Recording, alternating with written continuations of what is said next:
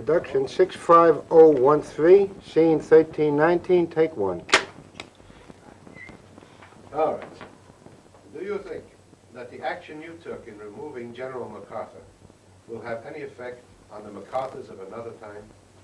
It will have an effect on the military until, if we should accidentally get into another war, and we'll have the same experience, whoever's present, because you'll have a general in that layout that'll have the same disposition and the same way to work, and you'll be using MacArthur as an example. Up until that time, we won't have any trouble. Well, do you think that the general will be using MacArthur as an example, or will he be afraid to do what MacArthur did? Now, you never can tell. You'll have to wait and see what kind of a general we've got and what he's trying to do.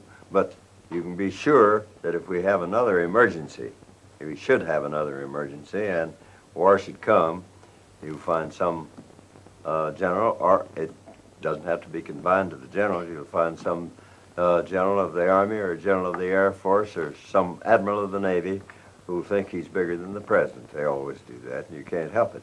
It's happened in every war. You don't think that he will be frightened by the fact that once a President Truman fired a General MacArthur? No, he wasn't frightened by what Lincoln did to his four generals. Very good.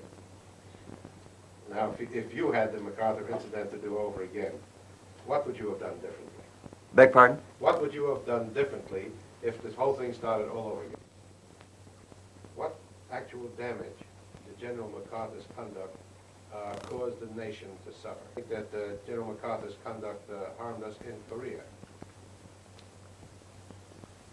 I'm not sure about that. I haven't given that enough thought to tell you, but whatever it didn't keep us from doing what we had to do in Korea.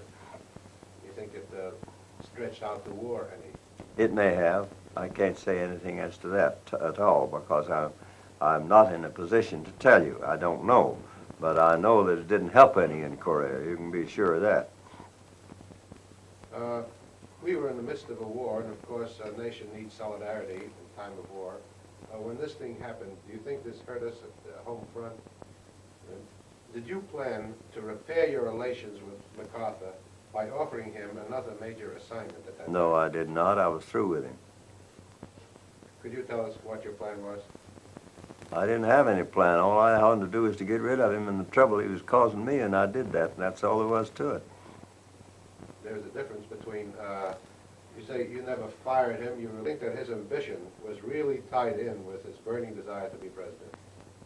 Did you regard, or do you regard MacArthur as outdated or outmoded for these modern times, his kind of thinking? No. No, I do not.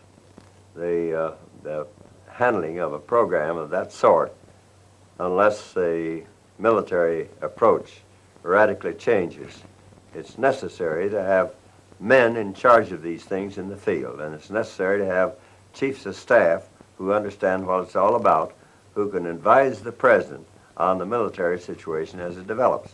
We're talking now as to a case of an emergency, which I hope will never come. How do you think he handled his Japanese administration? Had he fallen behind the times? Was he modern in thinking in that sense? No. He handled his position as the protocol called for, in his position as the commanding general in charge of the troops to see that Japan implemented the treaty that they had signed. Do you think he did? Would you describe what kind of a job you think a good job actually in Japan? Yes, he did a good job in Japan. Now, just something that happened once, did we not have to replace some of his key civilian advisors to revise and curtail some dangerous economic policies being effected in Japan? Yes, we did.